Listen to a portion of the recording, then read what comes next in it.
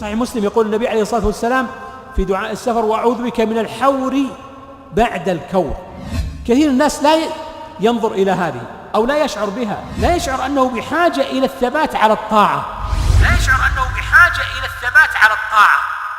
كان أمس من أهل القرآن، كان من أهل قيام الليل، ربما يكون من أهل الصيام، كان من أهل الذكر، فجاءت هذه الأجهزة وهذه البرامج وهذه المواقع وهذه الأشياء التي تعرفون، فصرفت كثير من الشباب وكثير من الصالحين.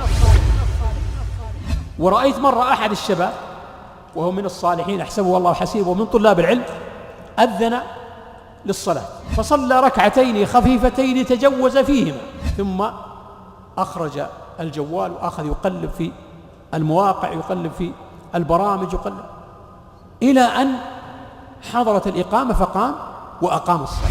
والنبي عليه الصلاة والسلام يقول في صحيح مسلم: أفلا يغدو أحدكم إلى المسجد فيعلم أو يقرأ آيتين خير له من ناقتين، أو ثلاث خير له من ثلاث، أو أربع خير له من أربع، وأعدادها من الإبل.